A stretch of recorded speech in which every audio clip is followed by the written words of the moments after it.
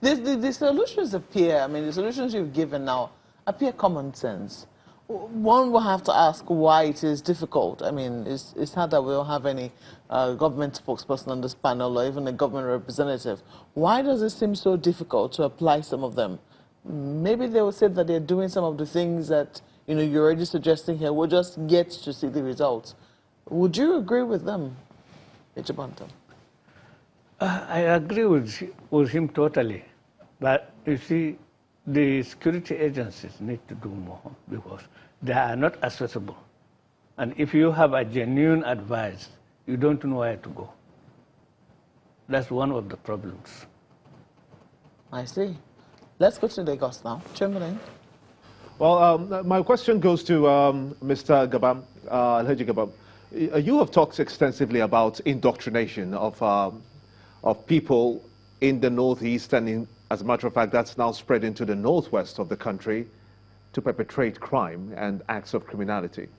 What then, in your view, must be done, since you say that we need to improve capacity of the police, improve possibly even the numbers, the personnel of the police force.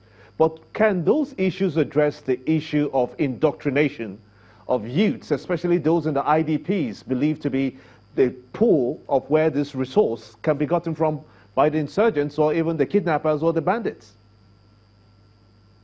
No, fundamentally, like I've mentioned, I've said that the late President Yaradua, you know, brought in something that is unique, which should be a national policy, you know, of this amnesty thing, to be able to take people out of where they are. Some of them have just no option than to do what they are doing. Some of them, because of their background, you need to take them out and reorientate them, which means that the government must, as a matter of urgency, more than any other thing, must come up with a very serious policy of rehabilitation and reorientation. This is very, very important. This is very, very critical for us to solve this problem. A lot of these young chaps that you are seeing that have gone into these criminal behaviors have nobody to rely on, have nobody to talk to. They are just on the street.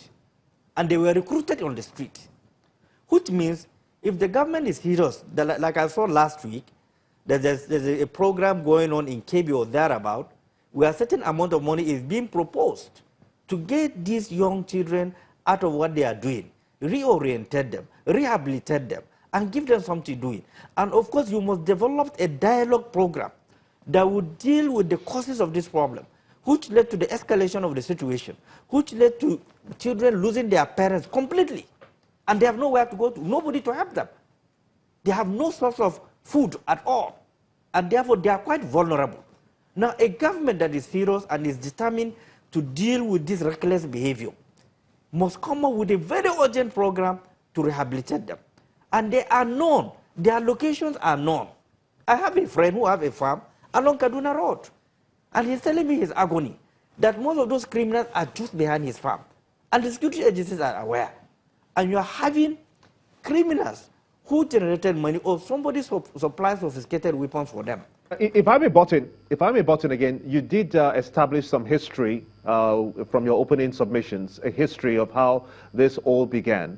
At some point, we had, just September last year, as a matter of fact, when ISWAP, that's Islamic State in West Africa province, said it was operating within the Nigerian territory. Did the security forces at that point understand the extent, or should I say the gravity of which ISWAP was operating in Nigeria, such that they were able to take decisive steps to address that concern, knowing fully well that this could actually snowball to something that is completely out of control? The Nigerian security agencies have never lacked capacity to generate intelligence. Everything that you can think of has been generated by security agencies. What is lacking is the political will to implement some of those ideas or suggestions that were generated.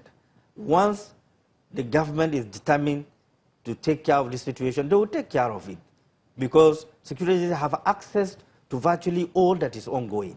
And to be very honest with you, we must give them credit for what they are doing. They are very patriotic, they are very committed, they've been losing their life along these lines. What we are lacking as a government is ability to take decisions decisively and mercilessly as a point. Because when you have a history of situation that led to where we are today, as a government, you must follow and deal with it and cut it off. And then come up with policy and program that will alleviate such a situation. And you stop it from happening again. But what we are witnessing virtually on daily basis is a recruitment. If I may jump in again, but the president, at the advent of this security concerns, did say that the security chiefs should deal decisively with those miscreants and criminals that are creating mayhem in this country and killing people. What then happened? Since the president himself said, deal with them decisively, you say there's no political will, but that is a political statement from the chief executive and the president of this country. So why was that words from Mr. President, why was it not acted upon by the security chiefs?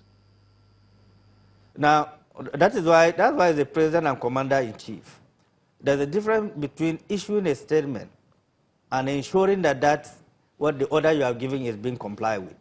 In the absence of complying with that order, as a commander-in-chief, you have the prerogative to issue or to change those that are responsible in complying with your order.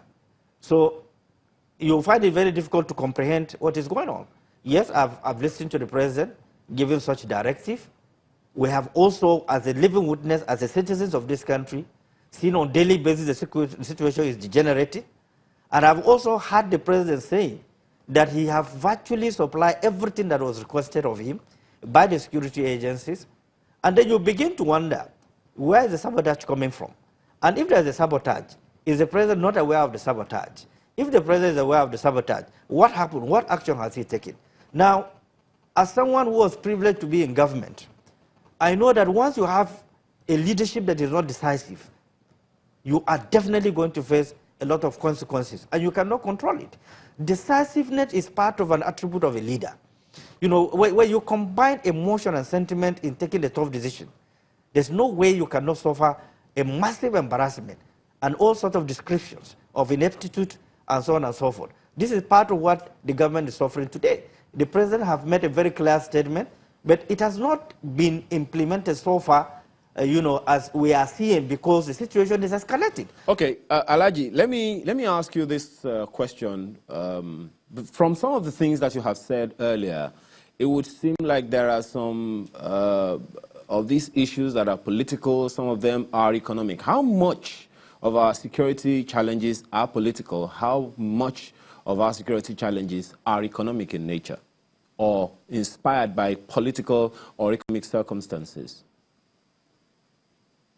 Both of them are almost at par, but let me tell you, lack of political will to deal with political issues is more dangerous than economic situation. Because if there's a political will, you will create economic environment that will generate engagement for Nigerians. But when there's lack of building capacity to create consequences for people who feel they are above the law because they have acquired wealth, they have acquired power, and they abuse it, and there's no process, there are no institutions that will contend them. There are several reports that have been generated. These people are still working with maximum capacity, criminals being protected. How do you expect to perform? And along those lines, you have economy that is not functioning. People cannot afford to eat 3 square meals per day. People are frustrated, are roaming the street, and become vulnerable for those who want to recruit him to perpetrate a political mayhem on innocent Nigerians and also subjugate our economy into a lot of frustrations. So these are critical issues that as a nation, we must face them squarely. We must deal with economic issues, generate capacity, allow state to function, allow state to develop their natural mineral resources, allow state to build their educational sector, the health sector, employment, industries, and so on. What you have just said now, are you exonerating the state governments from any of these challenges? Because, I mean, one would expect that the youth in these states would have some responsibility, the state governments will have some responsibility to their constituents, to the people in the state, especially in terms of job creation, youth engagement and all of that. So are you exonerating the state governments completely in all of this and placing it all on the federal government? I will be the last person to exonerate state governors. Most of the state governors are grossly incompetent. If you look at how they run the states, they created some of these problems. If you look at the content of the security vote, that would have been sufficient to generate a lot of activities in the states. That would have been sufficient for the state governors to create a kind of private security agencies, which is within the powers of the state assembly to take care of some of local issues, local situations that can be nipped at the community level. Now you have a situation where the state is vulnerable. The governor is hardly in the state. He doesn't even understand what is going on in the state. He hardly even listens to security briefs. Perhaps he goes to state only once in a week. Now, if there's a crisis within the community, there's nobody that can act. And it would generate to local government, it would then generate to state, and then the federal would be forced to intervene. And that is where also there's an abdication of responsibility by the federal government to ensure that there's a compliance, to ensure there's a monitoring of the behaviors of some of these governors, even if they have immunity. There are so many processes that you can call governor to order. We have seen it. We have seen how Obasanjo have managed some of these governors that are reckless. We have seen how we have instilled discipline in some of these governors that behave as if they are emperors. So it's about providing and monitoring the excesses of the governors that are in place now. They are only interested in using the resources of the state for the enrichment of themselves, their family, and their friends. There is nothing you can see in the state that is flourishing. There's no industries that are being created. There's agriculture is something you can go into as a state governor, that you can diversify. You can, some of those resources you are using as security vote, you can inject it and change the life of the people. So I'll be the last person to exonerate state governors. Well, definitely. I mean, state governors bear their own responsibilities. But let's quickly ask you about the Almajiri school system. Do you think, it, well managed, if it was well managed, it could have had the potential to have an effect on the current security situation that we're seeing, especially in northern Nigeria? Definitely. It call for concern. If you go to the streets in the north and find the number of children roaming the streets, is very alarming. And these are very, very vulnerable people. They have nowhere to go, like my colleagues have said. They have no parents, they have no means of livelihood. They are targets to any recruit, to any person who needs their services. Mm-hmm. And they have nothing to lose. Do you think Almajiri school system could have helped? Of course it could have, if it is organized properly and then stop them from roaming in the streets.